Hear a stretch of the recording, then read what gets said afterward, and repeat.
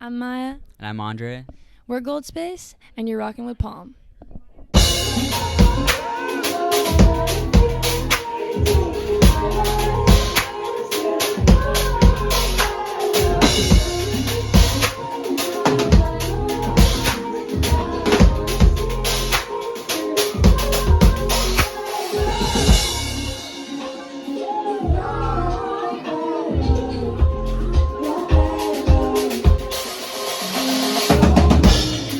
From the underground, I'm sitting here with one of my favorite R&B duos that got me through 2020 for real. GOLDSPACE. Got Maya to my left and Andre. How you guys doing? Good. How are you doing? Chilling. I'm good. So I understand you guys met at Berklee College of Music. Dope ass school. I visited there in high school on a trip to Boston. But yeah, tell me what it's like. Berkeley's produced some dope ass groups like Passion Pit, another one of my favorites. So yeah, what was Berkeley like? Oh, well, Berkeley was amazing. We both dropped out, but it was great. It's just an amazing community of musicians, and I think, we started our band there and met incredible people. Everyone who's playing the show tonight is people we met at school, and really found our sound. I'd never even top line to beat before I went to Berkeley. So, yeah. I don't know. Yeah, it's just kind of a trippy experience and very motivating being surrounded by so many dedicated and talented people. Musicians. Yeah. I remember the tour guide saying in high school your friends are the musicians, and then when you get to Berkeley it's you're just in this community full of musicians. Yeah, so I could tell that's pretty nurturing to you guys, would you say? For sure. Now, Berkeley's in Boston, but where are you guys originally from? I'm from San Francisco. And I'm from Seattle, or just outside of Seattle. Cool, okay, so we all West Coast here. I'm from LA. Dig it. All right. So I fell in love with you guys' EP, Stupid Mind. It's just a 5-song EP that you dropped last year. Tell me a little bit about how it was, because I understand a lot of trauma and dealing with addiction and these things and getting sober, which I'm really proud of you for, went into that. So if you could, briefly walk me through that would be dope. Yeah, I've struggled with addiction and mental health issues and those types of things, and Stupid Mind was just kind of a cathartic EP that, the songs are about those things. I've been sober now. I got sober beginning of last year, and it was kind of an on and off thing for a while, but by the time the record was out I was clean, but I wasn't when I wrote the record. And so it's just interesting to go back and listen to some of those lyrics now. I think I wrote that EP, and now I've written about that, and now I'm in a different space than I was then. But yeah, it definitely touches on that stuff. No doubt. Andre, do you have anything to add about that? The production is kind of what also makes the EP a beautiful thing, man. So what was it like, being behind the boards or creating that music to go along with her singing? My role was just kind of help her tell her story, and and just kind of be an outlet for that, and I think I'm truly happy with how the project came out. And it's one of my favorite cohesive things that we put together. So it was just a lot of time. We spent a whole summer going back and forth between Boston and New York, mixing the record in New York. So that was a whole fun experience. Shout out Rachel, she mixed it. She's fire. Rachel Alina. Yeah. Very dope. Okay. One of my favorite songs off the project is Rules. Tell me, Maya, what are some of the rules you must follow or you'll fall down? Well, actually, it was based off of okay. So I have celiac disease, which means I can't have gluten. And this is contextual. Whenever I would leave the house when I was a kid, when I was a young teenager, 14, 13, my dad would be no drugs, no booze, no gluten. And I did not abide by any of those for years, and I don't know, the song's just like about that, like, you know, the rules are, you know, the things that you have to do to like stay good, you know. And if I don't do like a very specific ritual of things, then I'm not good. And that's what that song's about. Yeah, if that makes sense. I feel it. And on that track, you mentioned your dad. How does your family like take to your whole story as well as your music? Oh, I mean, you know, it's a, you know, it's a struggle, but you know, me and my family are very good now. And you know, they're very supportive. They're coming to our next show. My parents, I love them. They're the best. Yeah, they love the music, and you know, they always saw that music was what I was doing, and so it helped me out with that. You know, I was very lucky in that way. So through all that, like, the music kind of yanked me and them out of it, I'd say. Amazing. I'll start with you on this one, Andre. How long have you guys been writing music, recording music, calling yourselves musicians?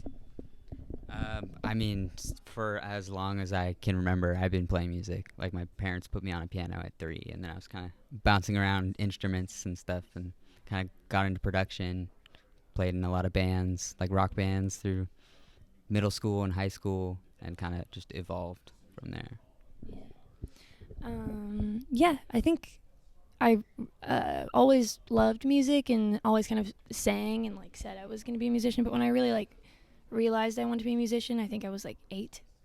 I was in a choir. I was in San Francisco Girls Chorus, and I was in the like the youngest level, like level 1, which is like the little kids choir basically, and we like would do a production with the older kids choir every year, like a Christmas show. We had like a rehearsal, and we all came together in the room, and they were like so incredible. And I remember being like, fuck, this is what I want to do. And it was choir. It was like classical choral music. So I didn't know like what kind of musician I wanted to be, but I knew that like I had to be a musician, you know? Yeah. That's so dope, and it's kind of crazy to think, you know, you came from choir. But yo, tell me about some of your influences. I was reading in another interview, MF Doom, shout out to the legend, is one of them, as well as SZA. But I want to know some more between the two of y'all, like who inspired GOLDSPACE to be GOLDSPACE? I mean, I started like making beats and got into like hip hop, like in like middle school, and became like obsessed with like sampling and like 90s hip hop.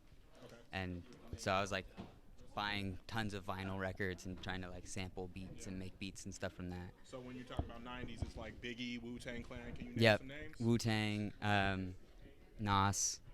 One of my favorite concerts. Yeah, I saw him on this tour when he did the documentary and then like played afterwards, and I was like crazy inspiring. Yeah, that King's Disease too was fire. Yeah, and then I like all of TDE, like Kendrick, Isaiah Rashad, Schoolboy Q, Absol, J-Rock, like that whole team was like so inspiring to me when I was like kind of evolving in my production. But then I also grew up listening to like punk and grunge, especially in Seattle, like Soundgarden, Alice in Chains, Nirvana, obviously. Yeah. Bro, you know, I've always been curious about Seattle. I've never been, but you know, I've messed with artists from out there for years, and you know, had the pleasure of interviewing a couple. So I've always been kind of curious about like Seattle's grunge influence. You know what I mean? Got to make the trip out there. Yeah, for sure. When it comes to, you know, you guys only have like a couple songs with features with like other vocalists on the track. Are there more in the works? Whether you're featuring with somebody else or somebody else is coming to GOLDSPACE?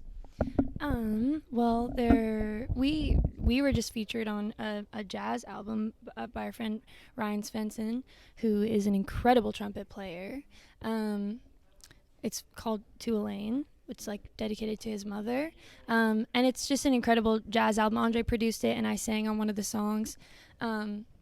Totally different sound. Oh yeah, we just put out a song with Agnes Azria. She's so incredible, one of our friends, and produces all her own music, does it all herself. She's amazing. We just put out a song with her called Bait. So yeah, we're definitely have you know, features on other people's music. We don't have any features planned right now on our own shit. I mean, we have people that we would like to work with, but you know, that's all stuff that's, you know, in the future down the line. I feel like for a while we were kind of insulated, like we were writing and making music just the two of us, and recently we've been starting to collaborate more with other writers, producers, and artists and stuff like that. So that's been like a really fun experience too. Dope, no doubt. I love it. So tell me, you guys, like, what's next on the horizon for GOLDSPACE? Well, we have a single coming out next month. Actually, just uploaded it yesterday. And we have multiple singles. So we have, that one coming out in November, and then we have singles coming out next year leading up to an EP. We have 2 music videos that are going to be out in the next few months. We have, we've started working with an incredible photographer and videographer, Taylor Shea, and she's just like the three of us have really created kind of a visual vibe for ourselves that we haven't had before. So that's coming up, and We got some merch dropping soon. got merch dropping soon. That's in the works. We have a lot of stuff coming up. Yeah.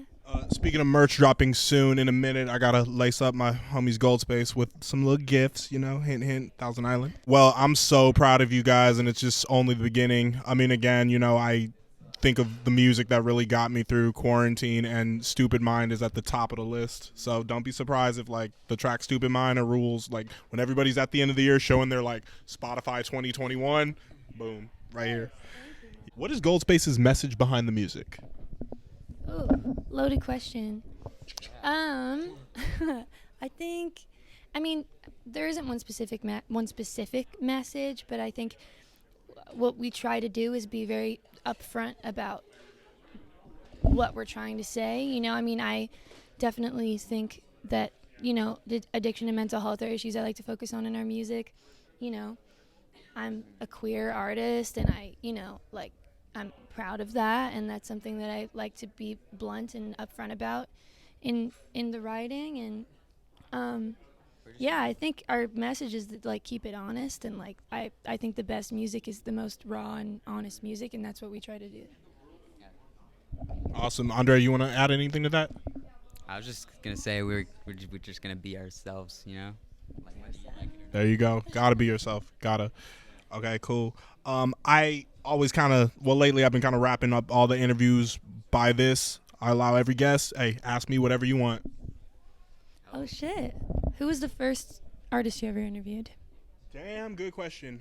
Ever or for Palm? Whichever one you prefer. I think it was maybe 2012, and I was at Rock the Bells launch party here in LA, and Dom Kennedy was an early one. So that's one of my favorite rappers to this day. Yeah, he dropped last week, so I reviewed that. That from the West Side with Love 3.